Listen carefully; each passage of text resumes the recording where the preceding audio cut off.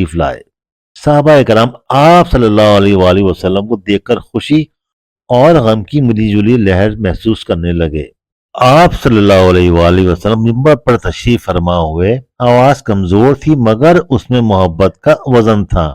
آپ صلی اللہ علیہ وآلہ وسلم نے دکھایا کہ کوئی بھی حکمراں عدل سے بالاتر نہیں ہے۔ پھر آپ صلی اللہ علیہ وآلہ وسلم نے انصار مدینہ کی تعریف کی، جنہوں نے آپ صلی اللہ علیہ وآلہ وسلم اور مہاجرین کا کھلے دل سے استقبال کیا تھا، اور امت کو نصیحت کی کہ ہمیشہ ان کے حقوق کا خیال رکھیں۔ جب بیماری بڑھی تو آپ صلی اللہ علیہ وآلہ وسلم نماز کی امامت کے لیے نہ جا سکے۔ یہ ایک اہم موڑ تھا، کیونکہ نماز کی امامت عوام علیہ وآلہ وسلم کا حکم واضح تھا۔ ابو بکر سے کہو کہ وہ لوگوں کو نماز، جو صحابہ کے لیے ایک واضح اشارہ تھا۔ آپ صلی اللہ علیہ قیادت کے لیے سب سے موزوں کون ہے؟ بستر عرالت سے بھی آپ صلی اللہ علیہ وآلہ وسلم کی آخری وصیتیں ایمان کے ستونوں اور ہمدردی پر مبنی تھیں۔